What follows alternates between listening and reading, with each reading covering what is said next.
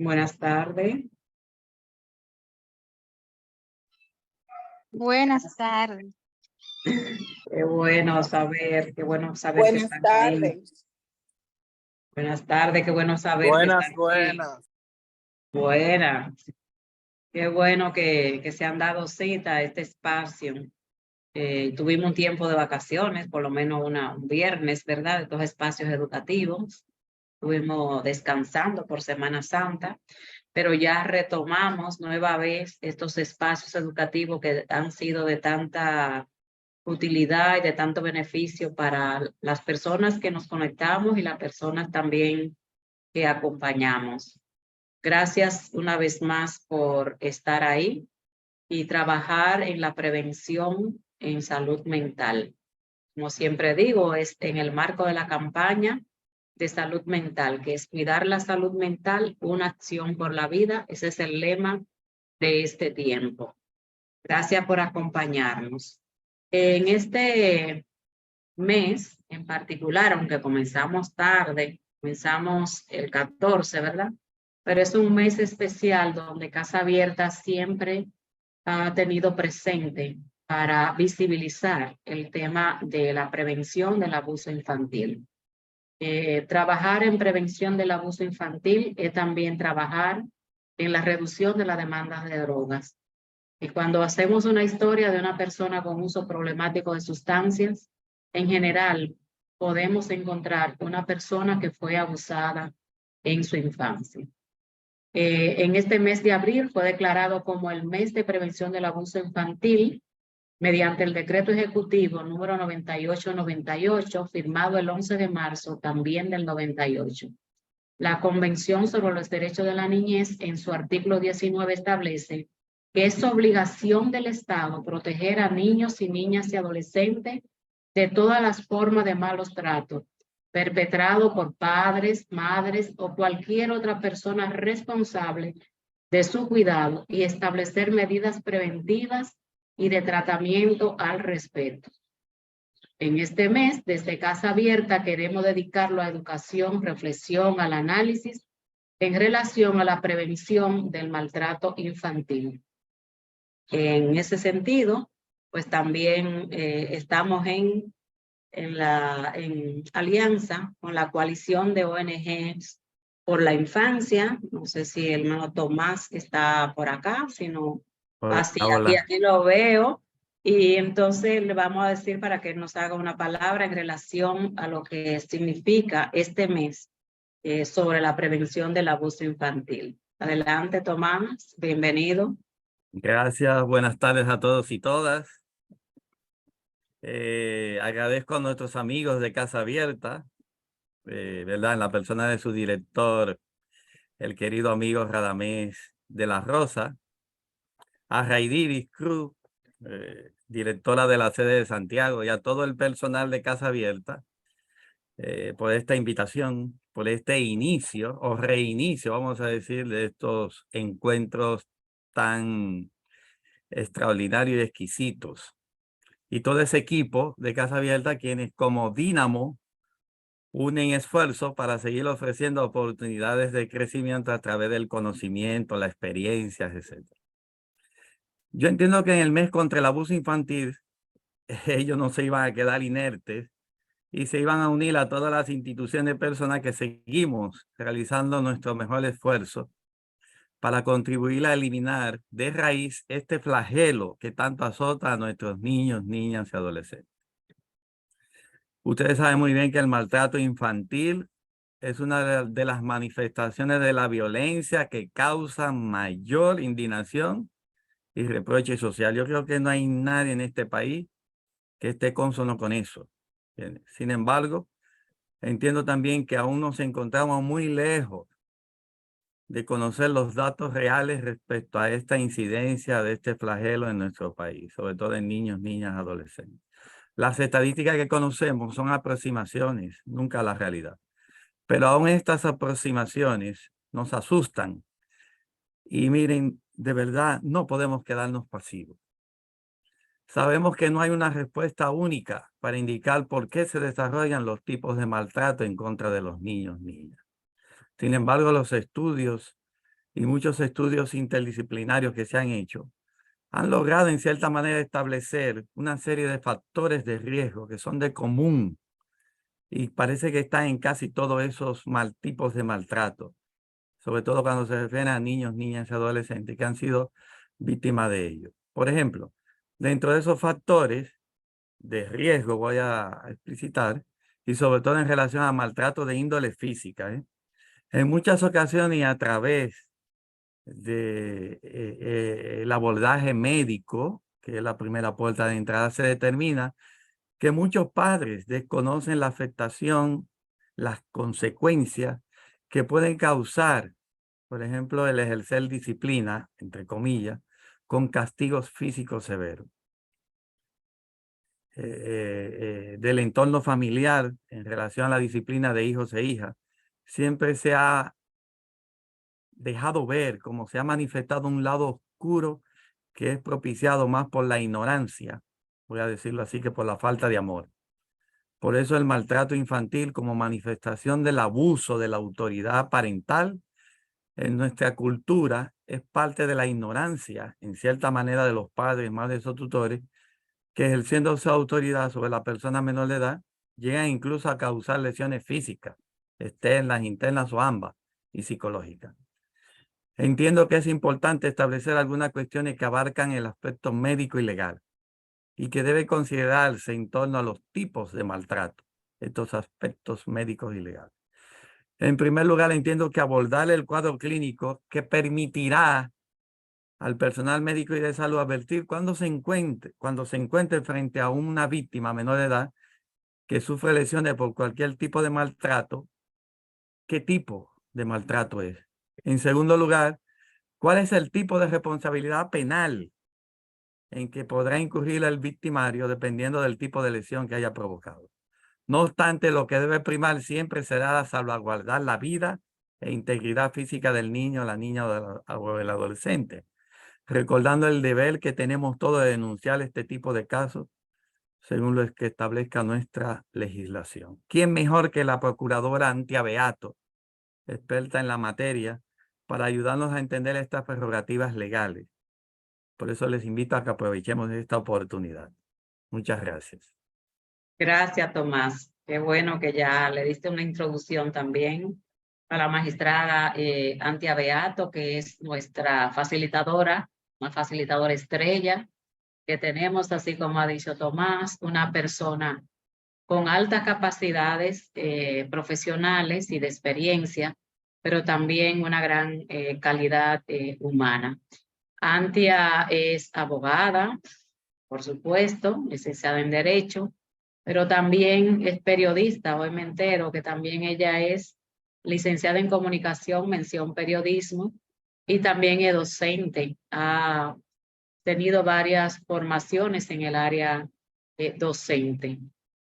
Y actualmente, desde el año 2004, es la Procuradora General de la Corte de Apelación de Niños, Niñas y Adolescentes del Departamento Judicial de Santiago.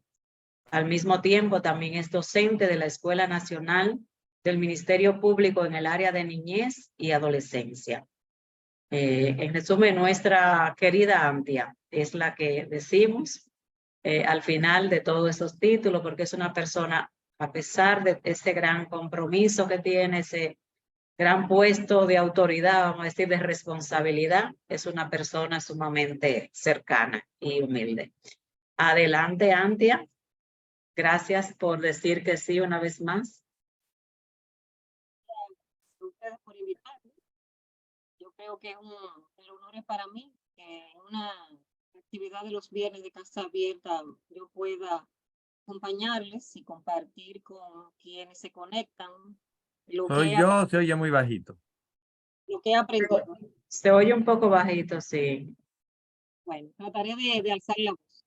Para mí es el honor de participar en una actividad de Casa Abierta los viernes porque estamos aprendiendo habilidades para la vida y que me inviten habla de que lo que he aprendido podría ser útil a quienes se conecten. Soy Antia Beato. Teresa me va a ayudar a compartir las diapositivas que veremos. al final de la presentación de las diapositivas, entonces quienes estén aquí, si surge alguna pregunta, la podrán hacer y entonces la responderemos. Ese es el final. Gracias. Ah, ya. Espera un momentito, ya tenemos. Ese es mi nombre que aparece, esa es la función que desempeño. Soy Ministerio Público. El Ministerio Público es el funcionario del sistema judicial que se encarga de la persecución de la persona que comete algún ilícito en contra de la ley, y en el caso nuestro, entonces la persecución es contra la persona adolescente. La siguiente. Este es el contenido, que es un niño o una niña, que es un adolescente, los grupos etarios de los adolescentes, que es el abuso, los tipos de abuso y la negligencia, la normativa legal vigente, consecuencia del abuso y dónde acudir. El objetivo es refrescar conocimientos. Hay personas que se han unido a más de una actividad de casa abierta, ya saben parte de lo que voy a decir, y lo siguiente es un llamado a revisar nuestra conducta, lo que decía Tomás. A veces hacemos cosas que no sabemos que van a provocar un daño de por vida en una persona, sensibilizar un poco más. Hay personas que ya saben que el golpe y el maltrato no es lo adecuado para pedirle a un niño, a una niña, a un adolescente que cambie su conducta. Y lo siguiente es que luego de escuchar esto, si conocemos de algún caso, entonces se puede hacer la denuncia como establece la ley, y al final todo redunda en obtener habilidades para la vida. Gracias. Espero que al final logremos el objetivo. ¿Qué es un niño o una niña? La ley 136-03 establece que aquella persona que tiene desde un día de nacido hasta los 12 años es un niño o una niña. Hay una diferencia entre ser niño o niña o ser adolescente. Aquel que es niño o niña, la ley no lo persigue por sus actos personales, sino a quienes le sirven de tutores. Y los adolescentes, entonces, responden por las acciones personales que cometen. Hay dos grupos dentro de la adolescencia, que son aquellos que tienen entre 13 años y 15 años. Y aquellos que tienen ya 16 y siguen siendo adolescentes hasta el día en que cumplen los 18 años. ¿Cuál es la importancia de esos grupos etarios? Porque una persona que es adolescente se trata de una manera diferente a aquel que es adulto. Y hasta el día en que se cumplen los 18 somos adolescentes. Empezamos a ser adultos a partir de las 12:01 del día en que cumplimos los 12 años. Las sanciones son diferentes. Los adolescentes del primer grupo etario, las sanciones son menores, y aquellos porque están más cerca de la niñez, y los que tienen de 16 en adelante, las sanciones son mayores porque ya tienen un grado de madurez más alto. La convención establece en el artículo 1 que se entiende como niño todo ser humano que no ha cumplido los 18 años. Y eso sirve a República Dominicana porque hay otras naciones que la adultez se adquiere un poco más allá, a los 21. Salvo que por la ley aplicable haya alcanzado la mayoría de edad antes de tener 18, que eso se hace a través de una sentencia que se obtiene en un tribunal. ¿Por qué doy la definición de infantil? Porque todos decimos abuso infantil. Entonces, infantil engloba a un niño, a una niña y a un adolescente. ¿Qué es un abuso? Que es el tema que nos convoca hoy. Es un daño que se ocasiona de manera intencional. No aquel daño que se ocasiona por accidente. Hay personas que sin querer dañan a otra persona. Eso no es un abuso. Para que sea un abuso debe haber la intención de la persona que coloca la acción o la comete de hacer daño. Sabe que con su acción va a provocar un daño y a pesar de eso lo hace. También es abuso, esa es la definición que encontramos en el diccionario, que se tiene mayor fuerza física, mayor edad, mayor poder o la existencia de un vínculo y nos aprovechamos de ello. Aquella persona que sabiéndose más adulta, mucho más grande en tamaño, aunque fuera de la misma edad, y una persona que tiene poder, lo que implica que poder es aquel que es madre, padre, profesor o un tutor, no importa si sea en la iglesia o si sea en un club o si sea dentro del ámbito donde se desarrolla ese niño, esa niña o ese adolescente. Si estamos en una posición de poder y sabemos que con nuestro poder podemos hacer un daño, entonces estamos cometiendo un abuso. Los tipos de abuso son el abuso físico y la ley 136-03 lo trae la definición en el artículo 396, la letra A. Y fíjense que esa definición dice cualquier daño físico, cualquiera, no importa si sea una cortadita, una herida, un brazo roto, un pie roto, una herida en la cabeza, una herida en la espalda que no se vea, de forma no accidental, el subrayado es mío, y en que la persona que lo ocasiona esta lesión se encuentra en condiciones de superioridad o de poder. Si es el ejemplo que pongo siempre, si yo voy caminando por una escalera y llevo a un niño cargado, tropiezo y nos caemos y el niño se daña en el proceso, eso no es un abuso porque es un accidente. No quise que nos cayéramos. Pero si yo empujo a ese niño por las escaleras, sé que se va a dañar. Yo estoy entonces cometiendo un abuso físico. Si yo tomo un alambre, tomo una chancleta, tomo un objeto, lo tiro y golpeo a ese niño y ese niño sale herido, yo estoy abusando físicamente de esa persona porque sé que le voy a ocasionar un daño y cuando tomo el objeto con que le voy a pegar, sé que no es accidente. He decidido tomar ese objeto y causar ese daño. Y el abuso psicológico está en el mismo artículo, pero en la letra B, es cuando un adulto ataca de manera sistemática el desarrollo personal de un niño, niña o adolescente y su competencia social. ¿Qué es un ataque sistemático? Es aquel que se hace de manera continua. Si yo tuviera, por ejemplo, las orejas grandes o la nariz grande y dirían, Andy, ahora es juda. Y me lo dice hoy, me lo dice mañana, me lo dice pasado, y cada vez que me ve se refiere a mis orejas, entonces esa persona me está dañando psicológicamente, sabe que me molesta, sabe que no me gusta que haga alusión a esa parte de mi cuerpo, pero esa persona se goza en verme sufrir, entonces está atacando de manera sistemática mi físico.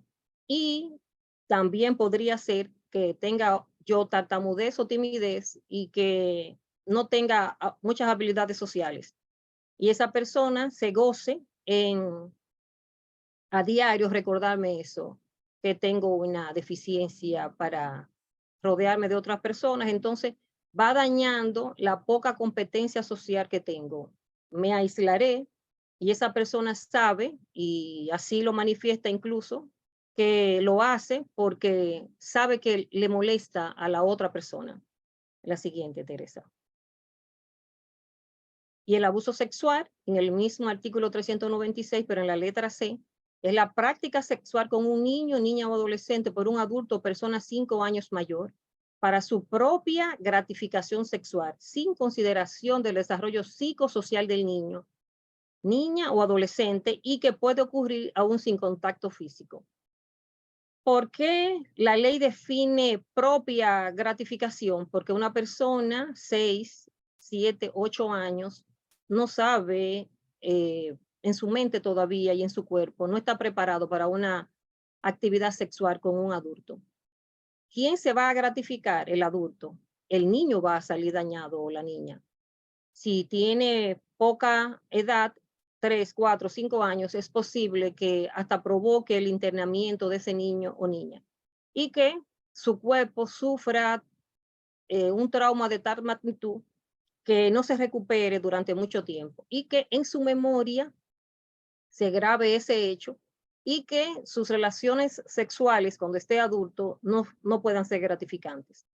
Pero también puede ocurrir sin el contacto físico.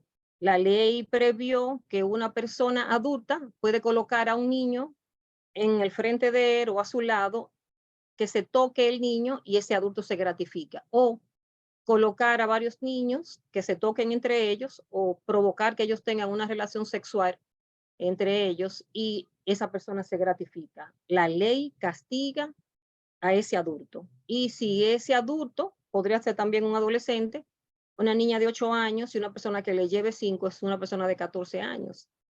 Ese adolescente podrá ser sancionado por abuso sexual si no es violación, porque hay una diferencia entre una violación sexual y un abuso sexual.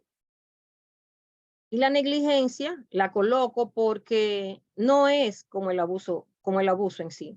El abuso es una acción que cometo a sabiendas de que voy a provocar o un daño físico, un daño psicológico o un daño sexual. Y en la negligencia es, tengo los medios y no cuido a ese niño. Es la falta de cuidado, de aplicación y diligencia de una persona en lo que hace, en especial en el cumplimiento de su obligación.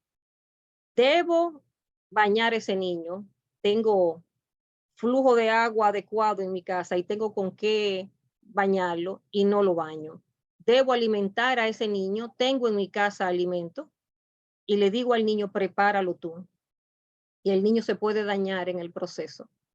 Debo proveer a ese niño, por ejemplo, de un lugar adecuado para dormir y le digo al niño, prepara tú tu habitación. Esa persona tiene los medios, pero no hace lo que su papel como tutor o cuidador le manda. Entonces, son contrarias la negligencia y el abuso. El abuso es una acción y la negligencia es una falta de acción. Pero lo quería poner porque muchas personas no son abusadores, pero son negligentes. Y de todos modos, el niño recibe un daño. ¿Qué normativa legal hay en República Dominicana que nos apoye en la prevención del abuso y en el castigo para aquellas personas que ya cometieron ese abuso? Está la Convención de los Derechos del Niño, está la Constitución de la República Dominicana, pongo la convención primero porque la convención es de 1989 y la asignamos a principios de los 90, la Constitución es del 2010, la última que tenemos, y el Código Penal no es reciente, pero el legislador se adelantó. El código nuestro es del año 1804, pero se adelantó a castigar a la persona que cometiera el abuso. Y la ley 136-03, que es el Código para el Sistema de Protección. Y a ese sistema de protección pertenecemos todos los que estamos aquí. O pertenecemos como familia, pertenecemos como sociedad o pertenecemos como Estado. Y algunos tienen esos 3 roles, o sea que tienen un mayor compromiso. La ley también es la protección de los derechos fundamentales de los niños, niñas y adolescentes. Y la 137-03, que es el tráfico ilícito de migrantes y trata de personas. También se contempla en la ley 137-03 abuso contra las personas que son traficadas y son tratadas. La siguiente. Con relación a la Convención de los Derechos del Niño, previo a mi participación, Teresa leía por qué abril es el mes de la prevención contra el abuso infantil. Hay una decisión del gobierno de designar abril como el mes de la prevención. Y esa designación data del año 1998, desde marzo de 1998. Si ustedes se fijan, entonces teníamos 7 años con la convención vigente y se usó como soporte de declarar a abril como el mes de la prevención el artículo 19, que lo estoy citando en esta participación. Pero uno de los elementos básicos de la convención es el artículo 2.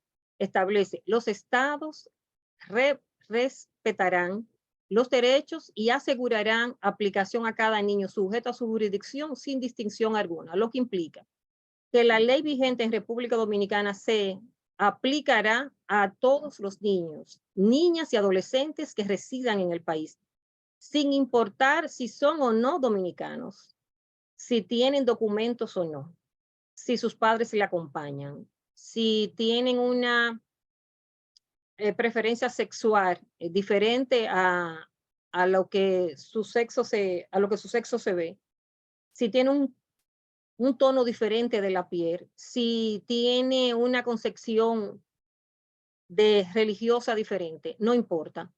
Todo niño que esté en República Dominicana tiene sus derechos garantizados. El Estado debe proveer de las herramientas necesarias y crear también las herramientas jurídicas para que esos derechos no sean limitados.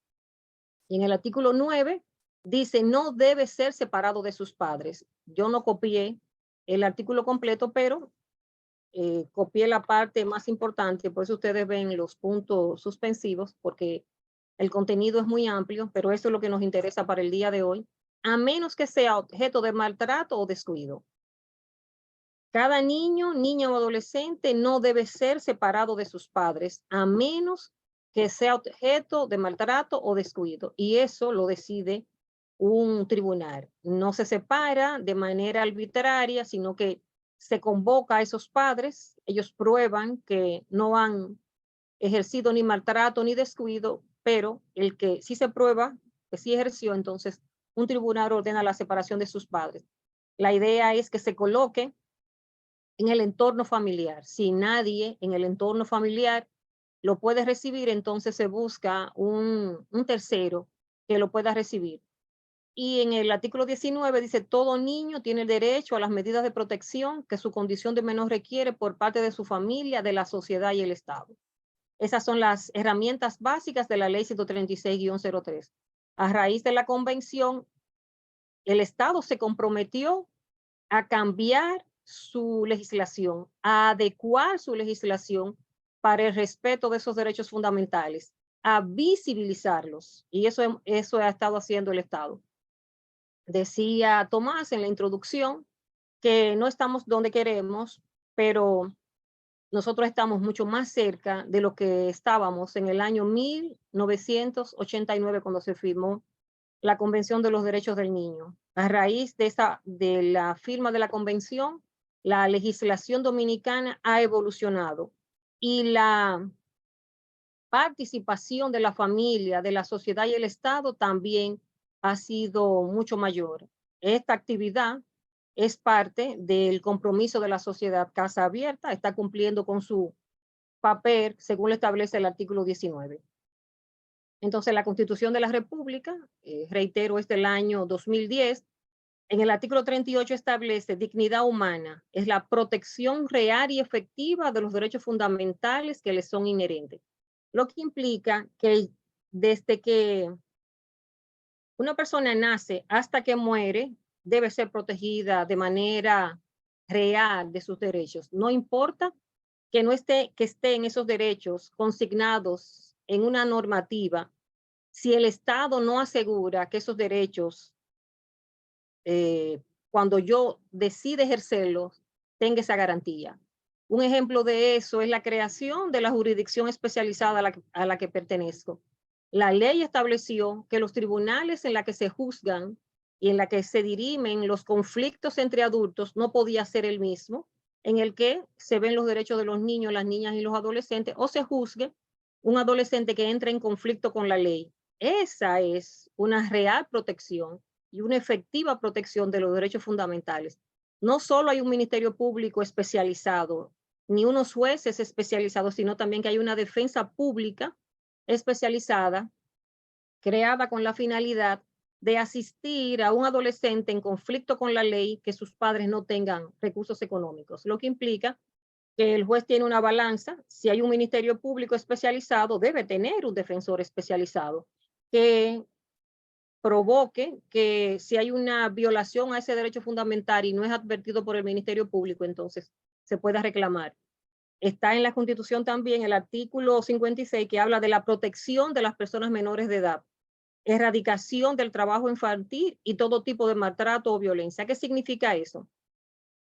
Que no solo la convención habla de esos derechos, no solo están en la ley 136-03, sino que están consignados en la Constitución de la República, lo que implica que la ley de leyes, la Carta Magna del país, contiene esto que estamos hablando. Hay una protección obligatoria de las personas menores de edad, lo que implica que aquellos que no han cumplido los 18 años deben estar protegidos, sobre todo para que no haya trabajo infantil y para que no haya ningún tipo de maltrato o violencia ejercido en contra de ellos. La siguiente. Y otra normativa vigente es el Código Penal. En el 351-2 establece la negligencia, que es la persona que no le preste atención, afecto, vigilancia, corrección suficiente o permita o inciten a estos a la ejecución de actos perjudiciales para su salud psíquica o moral. Esta parte habla de las personas que no saben dónde están sus hijos. ¿Dónde está tu hijo? No sé. El niño podría estar en una piscina jugando. El niño podría estar ingiriendo una sustancia que le haga daño.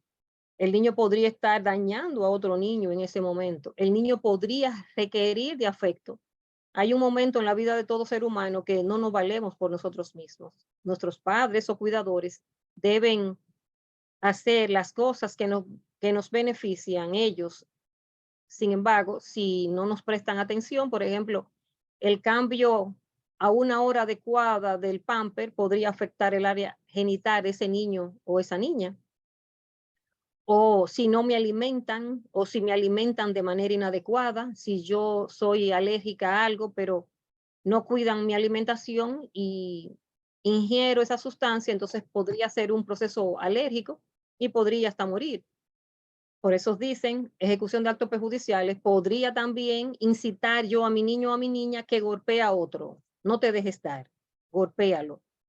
O provocar que ese niño tome algo que no le pertenece y me lo traiga. También cuando se comete o se permita que otros cometan abuso sexual.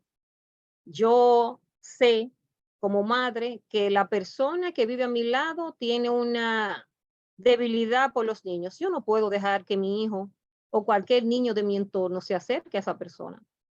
Si yo permito que esa persona tenga contacto con mi hijo y cometa contra él un abuso sexual, tome fotografías de mi hijo, mi hija, mi sobrino, cualquier niño cercano a mí, para subirla a las redes, yo también tengo sanción igual que esa persona. Indicidad, esos son los niños que están en condición de calle y que son usados por adultos para que pidan y luego entonces ese dinero que esos niños piden, esa persona adulta lo toma y lo usa para su gratificación.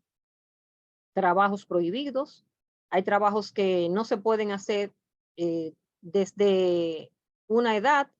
La ley establece que los 14 años en República Dominicana es la edad adecuada para que un adolescente pueda trabajar, pero no todo trabajo. No puede dejar que la escuela, no puede interferir ese trabajo con la escuela. Entonces, si yo permito que mi hijo trabaje antes de los 14 años en un lugar inadecuado, estoy siendo negligente. Cuando no le suministro alimentos, ropa, habitación, educación o cuidado de salud, o cuando existan los medios económicos para hacerlo. Si mi hijo tiene fiebre, yo sé que tiene fiebre y no lo llevo al médico, yo estoy siendo negligente. Y la negligencia también tiene sanción.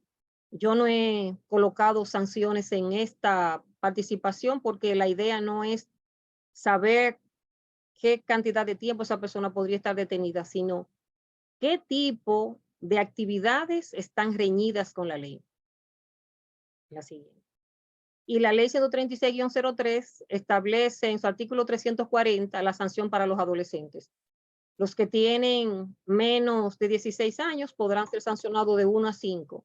Los que tienen entre 16 y 18 de 1 a 8. Y en el artículo 396 habla la ley 136-03 de la sanción para los adultos. Es la parte de la ley que está creada, aunque la ley es creada para una jurisdicción especializada. Hay acciones que los adultos cometen que no se podían dejar sin mencionar y sin sanción y están en el artículo 396 de dicha ley. La siguiente. La 137-03, que es la ley que habla del tráfico ilegal de personas y la trata de personas. En su considerando segundo establece millones de personas, la mayoría mujeres, niños, niñas y adolescentes son engañados, vendidos,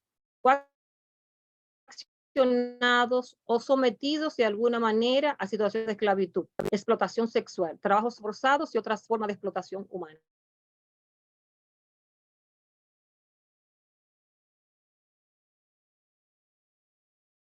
Un segmento de la población que está compuesto en su mayor parte por mujeres, por niños, niñas y adolescentes.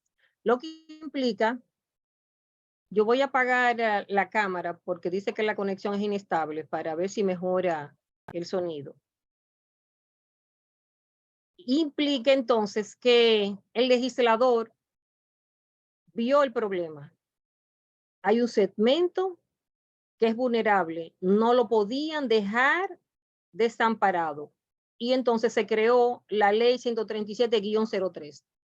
¿Y cómo se define la trata de personas? Porque en el tráfico de personas, la persona voluntariamente quiere cambiar de lugar.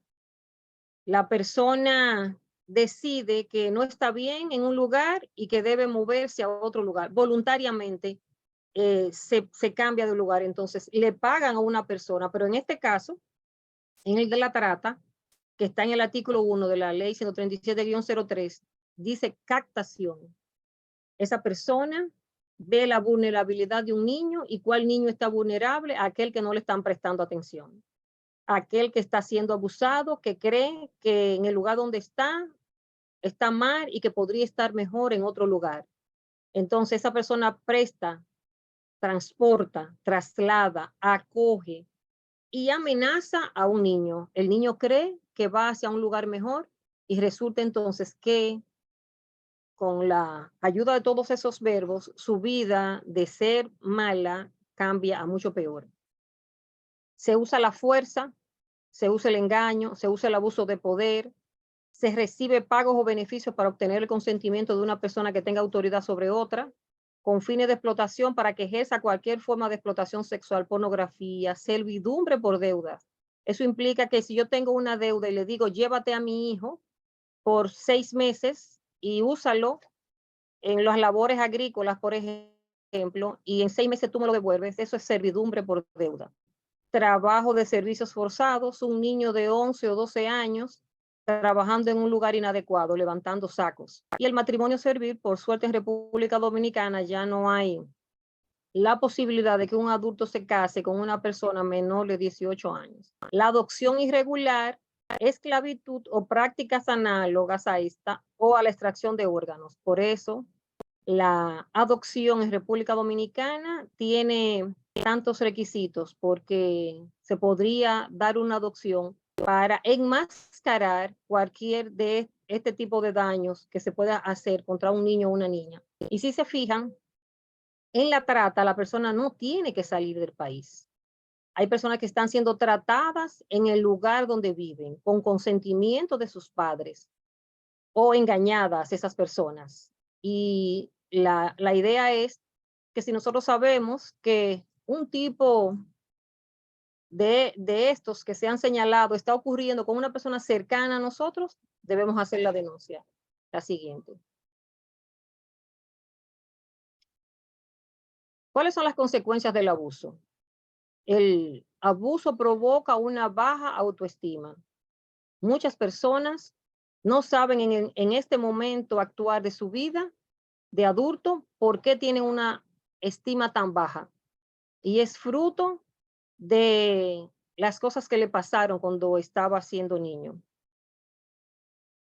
Y tienen pocas habilidades sociales, lo que decía anteriormente.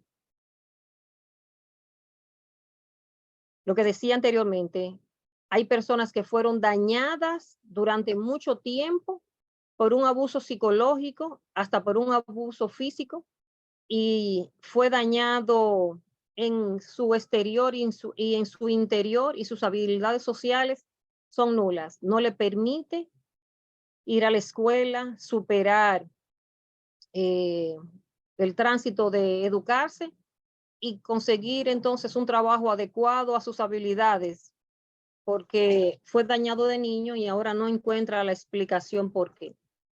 Hay personas que han desarrollado enfermedades mentales y cuando son chequeados, se ve que es en la niñez que nace lo que en este momento tienen. Hay enfermedades mentales que traemos con nosotros, pero es posible que el maltrato posibilite que esas enfermedades se desarrollen antes de lo que nuestra cronología lo permitía. Daña la reputación social de otras personas. Hay personas que se gozan diciéndole para causar abuso psicológico a todo el que está alrededor de un niño, una niña, un adolescente que tiene una falta de habilidad o que tiene ciertas costumbres inadecuadas en su hogar y a todo el que tiene de frente le cuenta eso. Entonces daña la reputación de ese niño, esa niña o ese adolescente porque a alguien que le cuenten algo como un chiste, lo repetirá. Esa persona cree que es algo gracioso, pero todo el que tenga contacto con esa información, entonces también tratará de abusar psicológicamente de ese niño. El abuso contribuye a la deserción escolar. Muchos niños dejan de ir a la escuela y si no se investiga a tiempo podrían no superar ninguna etapa porque están siendo abusados física, psicológica o sexualmente. La ley 136-03 establece en su normativa y es una responsabilidad del director de la escuela cuando un niño tiene 2 días que no va a la escuela, 2 faltas consecutivas, el director debe averiguar por qué el niño no va a la escuela. Por lo general, se descubre que el niño está siendo víctima de algún tipo de abuso y podríamos salvar al niño de que deserte de la escuela y que siga siendo maltratado y que la persona que lo maltrata entonces reciba la sanción adecuada.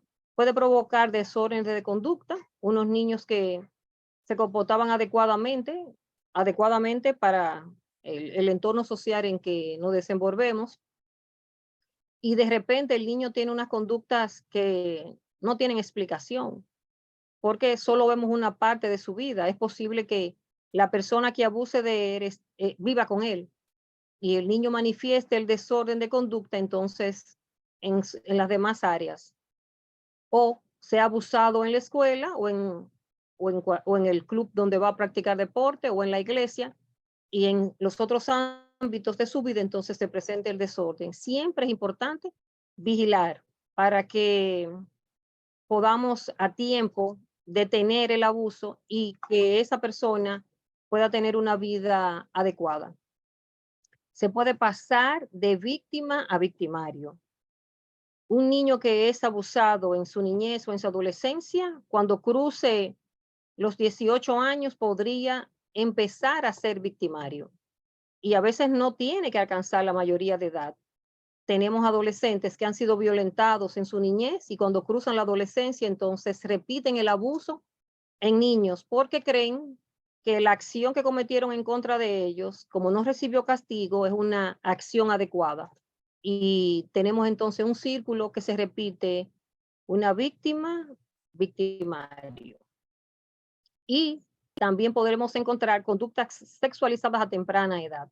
Cuando el niño es tocado o colocado en posición de tener una relación sexual para gratificación de un adulto, esa conducta, el niño cree, como es un adulto que le está pidiendo que lo haga, el niño creerá dentro de su inocencia que es una conducta adecuada y repetirá esas conductas sexualizadas en la escuela y en los lugares se, que se desarrollan. Por lo general, como pasan mucho tiempo los niños en la escuela, quienes advierten esto son los profesores. La idea es que si se advierte en la escuela o en algún entorno diferente a la familia, avisemos a los padres, avisemos a sus tutores y si esas personas no tratan de mejorar el entorno de ese niño, entonces avisemos a la autoridad o conversemos con alguien que se ponga en contacto con la autoridad correspondiente. Y también hay consecuencias penales para el infractor. Si el infractor es adolescente, entonces esas consecuencias penales se juzgarán en la jurisdicción de niños, niñas y adolescentes. La siguiente. ¿Qué sugiero? No digo qué hacer, sugiero. porque hay gente que no le gusta que les den consejos. Entonces, el peor consejo es aquel que no se pide. Por eso sugiero, y sugiero seriamente, primero, que revisemos nuestros métodos de corrección. ¿Cómo corregimos a nuestros hijos? ¿Qué le decimos? ¿Le pego? ¿Le digo tantas cosas que hasta yo luego me arrepiento de lo que digo? Entonces, debo hacer una reflexión. ¿Cómo estoy corrigiendo a mi hijo? ¿La corrección que estoy usando está adecuada a la edad de mi hijo, a su entendimiento? No. Entonces, debo mejorar mi método de corrección. Nosotros fuimos corregidos, la mayoría de nosotros, de forma inadecuada. Y ahora, en retrospectiva, vemos que nuestros padres no tenían herramientas diferentes para corregirnos, pero nosotros sí. Quienes entran a este chat de manera continua los viernes ya deben tener habilidades. Y si alguna persona se suma a este chat en este momento, entonces, el chat de Casa Abierta, entonces puede ver las demás ponencias que se colocan en el chat de Casa Abierta, en las redes de Casa Abierta, para ver cómo se provoca que cambiemos nuestro método de corrección. Sugiero también abrir un canal real de comunicación con nuestros hijos, niños, niñas y adolescentes. Real. Lo que implica que si usted va a tener una conversación con su hijo, no vea televisión, no tome el teléfono. Siéntese con su hijo a escucharlo. Velo, cómo habla, qué le dice, qué gestos hace, para que usted pueda entender que posiblemente su niño tenga acciones que si usted está de espalda, cuando le está contando la historia, usted no lo ve y podría usted determinar que su hijo podría estar siendo víctima de violencia o su hijo podría ser una persona violenta y usted no se había dado cuenta. Sugiero tener una escucha empática. Déjelo que hable, no lo interrumpa. No complete la frase de su hijo, de su sobrino, del niño, niño, adolescente que está a su alrededor. Déjelo que él se exprese. Usted podría maravillarse de lo mucho que ha crecido su hijo, su hija, o ese niño o esa adolescente que está en su entorno, de lo mucho que ha crecido, o de lo poco que sabe, o de que usted tenía una idea de él diferente, que usted tenía tiempo que no lo escuchaba. Entonces, debemos sentarnos a escucharlo. Cuando usted tenga una plática de esta naturaleza, deje lo que esté haciendo. Y si no lo puede dejar, entonces póngalo de frente a usted o usted de frente a él o a ella para que lo vea y entonces pueda tener un contexto mayor de lo que el niño le está diciendo. Le sugiero que crea en su hijo o en su hija. Si el niño dice que está siendo víctima de violencia, créale. Si resulta mentira, entonces hay que buscar la razón por la que el niño está mintiendo o la niña. Si es verdad, entonces debemos tomar las acciones pertinentes y buscar la ayuda con el funcionario que deba darla para que ese abuso se detenga. Se debe buscar ayuda. Hay momentos en que lo que los hijos cuentan rebasa la capacidad del padre o de la madre o del adulto que está siendo tutor. Si ya usted entendió que con las herramientas que usted tiene no puede dar esa ayuda, entonces búsquela. Siempre hay alguien a quien acudir, siempre hay alguien. Use su teléfono de manera inteligente. Si su hijo le dice algo que usted no entiende, búsquelo en su teléfono. Úselo de forma tal que el teléfono le ayude a entender a su hijo. Si su hijo presenta una conducta que a usted le parece inadecuada, usted puede preguntar en el teléfono. Hay herramientas para eso y podría usted tener una idea. Si usted cree que lo que ha leído o lo que ha visto en un tutorial rebasa, reitero, su capacidad, sus herramientas, entonces busque ayuda. También sugiero que pensemos y reflexionemos antes de actuar. muchos de nuestros padres no tuvieron esa herramienta, no tuvieron la capacidad de respirar. Ahora se le enseña a los padres incluso a respirar, a pensar. Tiene 3 años, tiene 4 años, tiene 5 años. Es un niño, es una niña. No tiene mi edad, no tiene mi capacidad mental. Lo que hizo podría ser, está siendo inducido mi hijo a eso. Entonces, si usted reflexiona antes de actuar, entonces usted podrá encontrar la respuesta adecuada. Si no la encuentra, vuelva a la anterior, busque ayuda, por favor. La siguiente. ¿Dónde acudimos? Se pone Conani en todas estas espacios donde debemos acudir, porque Conani es el organismo rector. Conani traza la política de niñez y de adolescencia en el país y la lleva a cabo con las demás instituciones entre las cuales está el Ministerio Público. Están los jueces también, están los médicos, están los educadores y todo aquel que tenga que ver con el Estado está dentro de Conani. Usted puede llamar a la sala civil de niños. Si tiene que ver con violencia de un adulto hacia un niño y esa persona es del entorno de la familia de ese niño, entonces llame al departamento de violencia. Ese que sigue es el teléfono del espacio donde yo me desempeño. Y si tiene que ver con sustancias prohibidas, entonces puede llamar a la Dirección Nacional de Control de Drogas.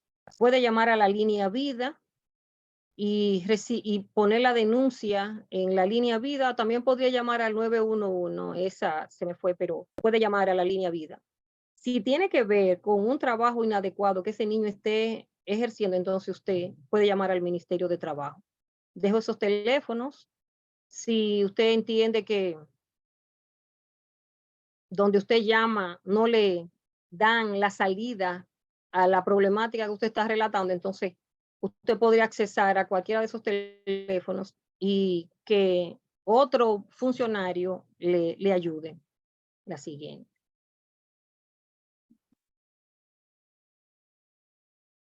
Gracias. Estoy dejando este espacio abierto entonces a partir de ahora para las inquietudes que se han presentado. Espero que el objetivo de esta actividad haya sido cumplido. Claro que sí, claro que sí, completamente. El objetivo, como tan claro, de una manera tan siguiendo, muy pedagógica. Claro que, aunque hemos escuchado, como tú decías, mucho sobre el tema, cada vez podemos aprender. Ha sido muy preciso y nos abre esa puerta de ese compromiso a todas las personas que nos toca acompañar a niños, niñas y adolescentes. En cualquier lugar donde nos desempeñemos, es muy difícil que no podamos, que no estemos ante esa realidad. Porque como ciudadanos, como ciudadanas, independientemente de que no nos vinculemos directamente con niños, están los niños y las niñas de la comunidad. Y todas esas orientaciones, todo eso que nos ha dicho, nos hace reflexionar nuevamente sobre la seriedad de cuidar a nuestros niños y niñas del abuso. Y que nosotros como adultos, como adultas, pues podemos ayudar a favor o podemos destruir. Porque por el poder, como tú decías, es una lucha, es una situación de poder. Relación a un pequeño lo tenemos. Y tenemos que optar por educar, por trabajar para la prevención del abuso en la niñez. Vamos a ver, estamos en el punto de comentarios y de preguntas. Está levantando la mano Angelina. Nos puede abrir el micrófono, Angelina, y decirnos, hablarnos, darnos siempre tus reflexiones que nos ayudan. Sí, buenas noches. Buenas de verdad que felicitar a Casa Abierta y a Antia Beato, que siempre con su claridad en su ponencia.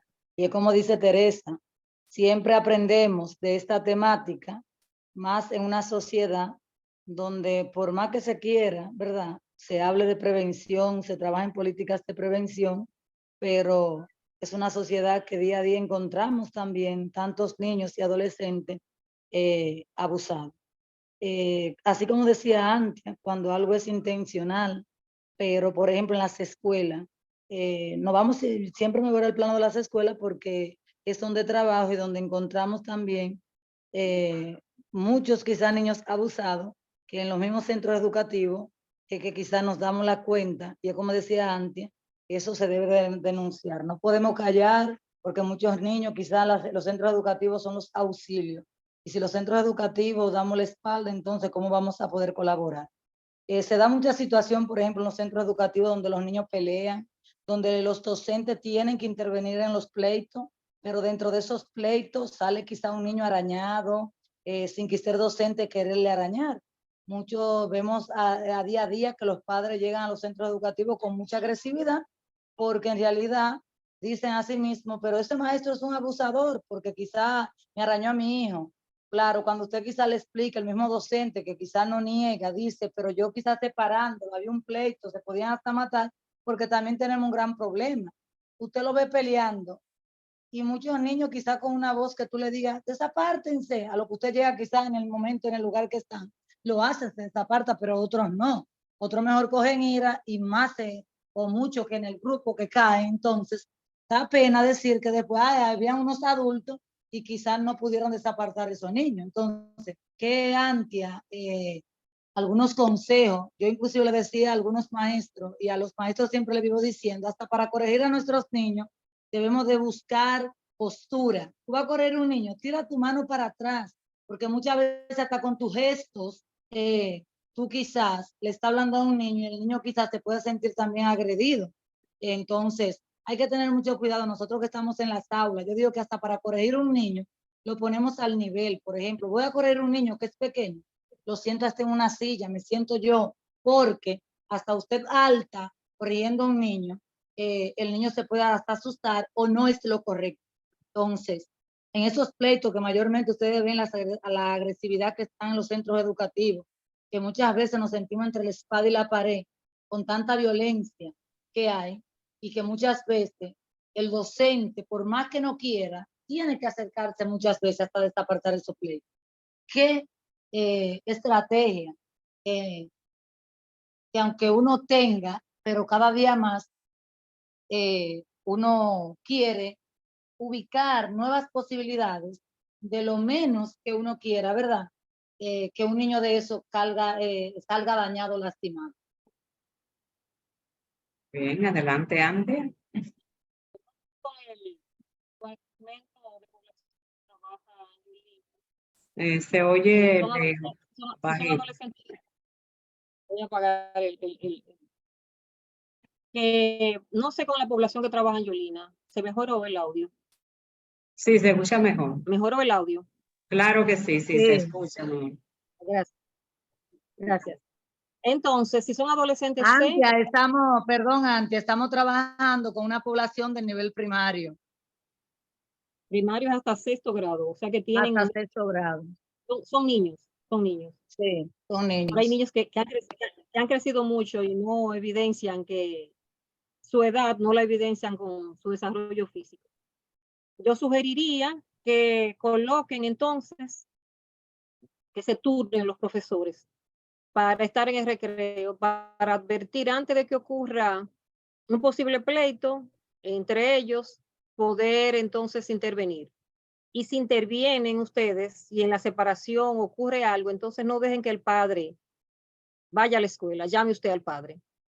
Inmediatamente ocurre la situación, entonces llame al padre para que el padre no sea sorprendido por la historia que le cuente su hijo o le cuente el entorno, que le cuente el profesor y que quede una constancia de cuál fue la intervención de ese profesor. Y siempre habrá otras personas en el entorno que apoyen lo que el profesor está diciendo. Entonces, ese padre debe entender. Y si no entiende, entonces tiene otras instancias a quien acudir, pero ya usted documentó lo que ocurrió y tiene el apoyo de otras personas. Pero yo creo que vigilancia y aviso al padre de lo que ocurrió antes de que el padre vaya a la escuela de manera airada a solicitar información de lo que le ocurrió a su hijo. Muy bien, muchas gracias, Antia. Muchas Y, gracias, Antia. y gracias, Angelina, porque en la medida que se hacen preguntas, que se hacen comentarios, se puede enriquecer aún más la actividad que tenemos educativa, la reflexión. Queremos darle las gracias una vez más a todas las personas que se han dado cita a través del Zoom, de esta vía, de esta plataforma, a estas actividades que de manera regular hay muchas personas que se conectan.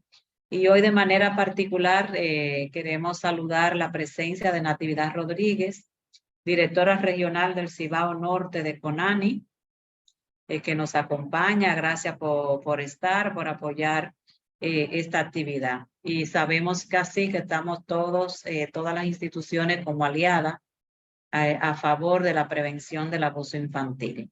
También nos acompaña la psicóloga Daisy Córdoba del Centro de Entrevista para Víctimas y Testigos. Gracias, Daisy, colega, por acompañarnos. Son personas, bueno, todas las personas que están aquí, pues suman mucho a esta actividad, pero de manera particular queríamos mencionar a estas dos personas que están vinculadas directamente con el tema de abuso infantil. En el chat también tenemos algunas preguntas, Antia. Nos dice una persona, cuando se le pega a un niño sin ninguna intención o no teniendo la culpa de algún hecho, ¿se caracteriza como abuso? Eso es una pregunta, pero ella sigue diciendo, el padre de este niño lo ve como una educación y no estoy de acuerdo. ¿Nos quiere hacer algún comentario, Antia? Que le pega por cosas que el niño no hizo. Es un abuso. El niño no, primero no debe pegarle porque debe preguntarle cómo ocurrieron los hechos. Por eso sugiero que se hable con el niño. Usted no puede partir de ligero. ¿Cómo usted le pide disculpas a su hijo de un golpe que le dé si primero no le dio la oportunidad de que su hijo le hable? Pregunte primero. Y la corrección duele más porque si el niño no es responsable, entonces el niño, ¿qué va a pasar en esa mente? Si me pegan sin hacer nada, entonces voy a hacer. Porque usted obtiene la reacción contraria a lo que usted quiere. Lo que tenemos que hacer es, si no somos familia o si somos familia, denunciar a ese padre. Ese padre podría estar necesitando él ayuda. Y si no la recibe pronto, entonces podría dañar a ese niño de manera física y psicológica por toda su vida, porque ese niño podría repetir cuando él sea padre o tenga que corregir, no importa lo que esa persona diga, culpable o no, te voy a pegar. Entonces, no tiene sentido que le estemos diciendo a nuestros hijos que no mientan, que se porten de manera adecuada cuando no mienten y se portan de manera adecuada y usted como quiera le corrige. La corrección, yo entiendo que debe empezar por el diálogo. Así como tenemos 7 posibilidades para la persona que comete, adulta, que comete un ilícito penal, fíjense que lo último que le ocurre a una persona adulta es la privación de libertad. Asimismo debemos nosotros tener alternativas. El golpe debe ser lo más lejos que esté de la corrección. El diálogo, el castigo, la negociación, hay cosas que nuestros hijos tienen que le podemos restringir para lograr un cambio en su conducta. Si nosotros vemos que esas medidas no dan resultado, entonces buscar ayuda, porque quizá nosotros de tanto ver el panorama nos quedemos sin herramientas y una persona de fuera nos pueda ayudar a conseguir la respuesta adecuada. Pero esa persona necesita ayuda. Como padre necesita ayuda. Bien, gracias, así es. Así ayuda mucho eso de ir, digamos, aumentando las consecuencias. En el programa Construyendo Familia nos habla siempre de falta leve, consecuencia leve. Falta grave, consecuencia grave. Pero nunca es una opción el golpear porque es un maltrato. Y hay de verdad muchos recursos para tener una disciplina positiva. Ingrid Ramos nos habla que para un menor trabajar tiene que ser solo una tanda. Es una pregunta. Antia decía que después de los 14 años pudiera trabajar en una tanda, o no sé si debería aclararlo, Antia.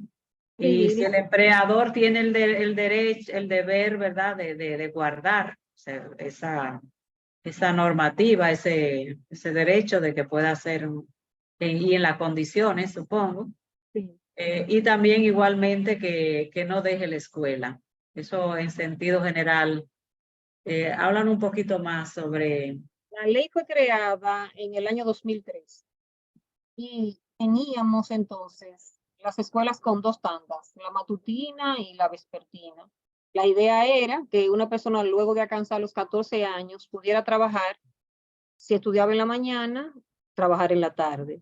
Si estudiaba en la tarde, trabajar en la mañana, pero la tanda extendida ha cambiado un poco ese panorama.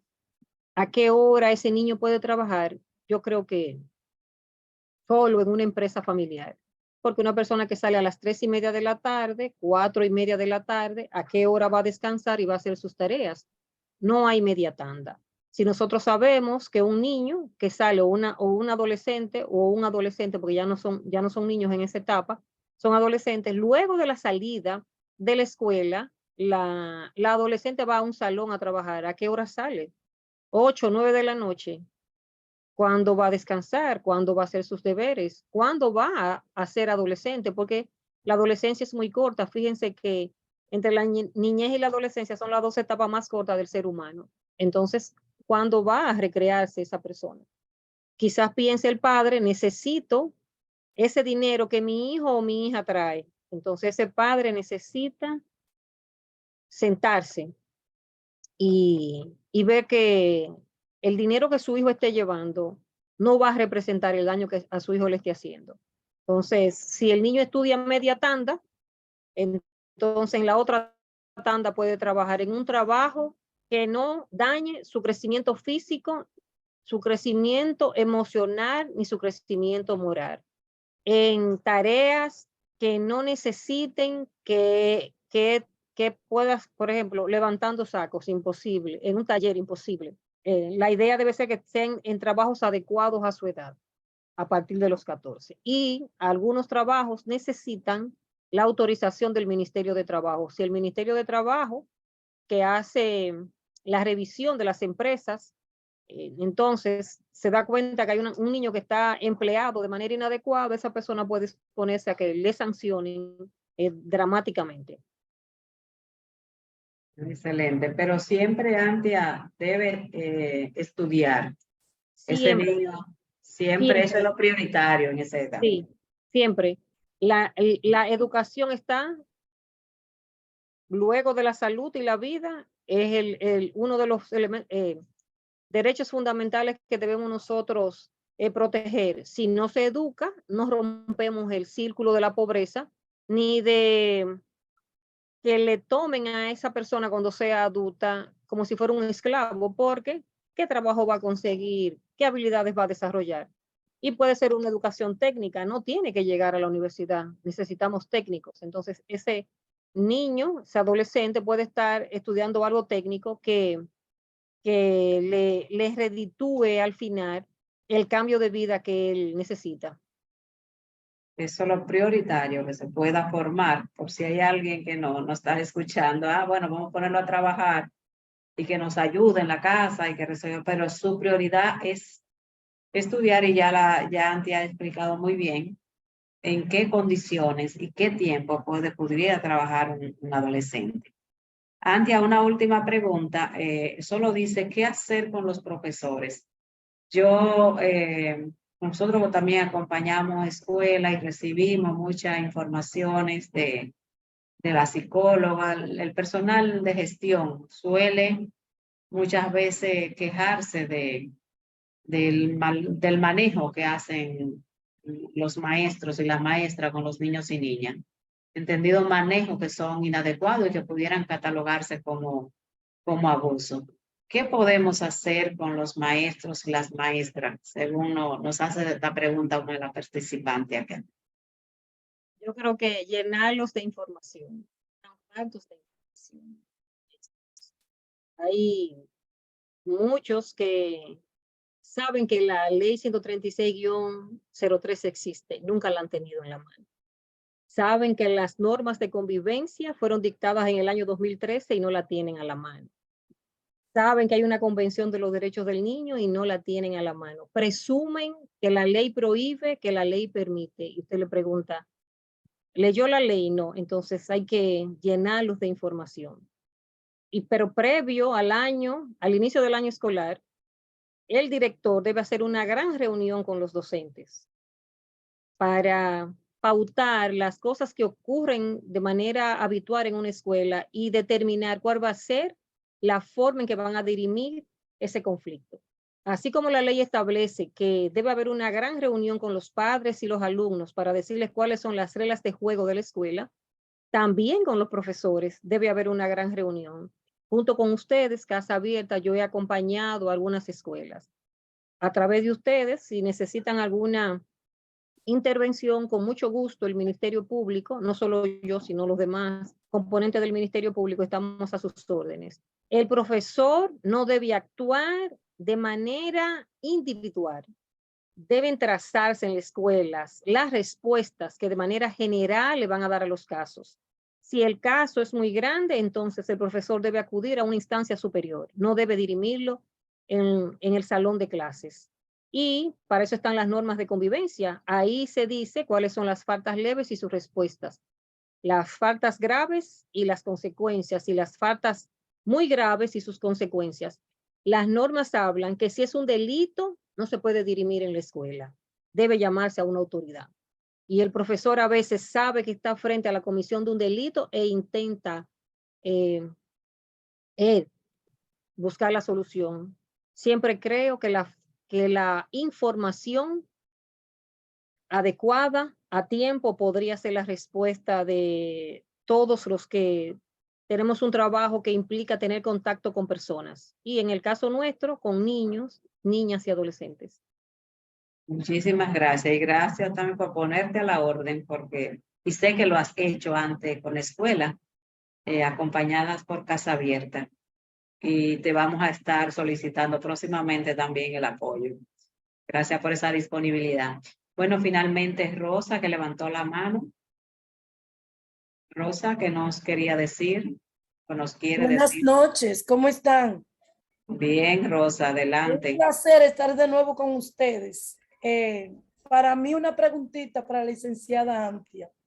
Una situación antes de ayer sobre un adolescente que todavía no tiene los 18 años. Él salió de la casa porque su padre le exigía que trabajara. Y como la licenciada estaba explicando sobre la jornada extendida, es difícil, me contaba él. Imagínense, él me llamaba desde la calle, que no encontraba para dónde ir. Mi pregunta es, Antia, cuando pasa situaciones así, ¿no hay un espacio donde uno refería a esos jóvenes? Gracias. Lo puede referir al tribunal o lo puede referir a CONANI.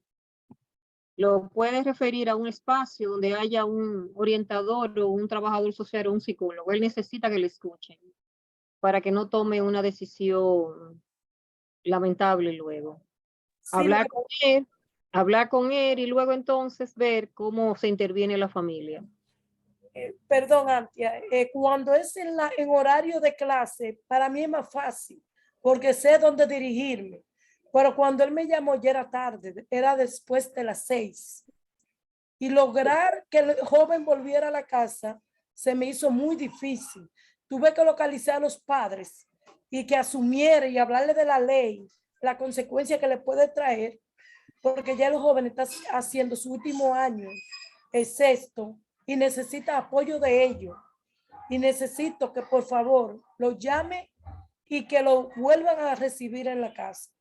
Aunque ya a las 10 de la noche pude localizar, el joven me llamó y fue a donde la abuela, pero no es fácil desde las 6 de la tarde darle un seguimiento, uno como psicóloga de una escuela, con las manos vacías, que no sé dónde lo voy a mandar, porque en el horario de clase yo sé más o menos con la ayuda y orientación que tú siempre me has dado, qué hacer.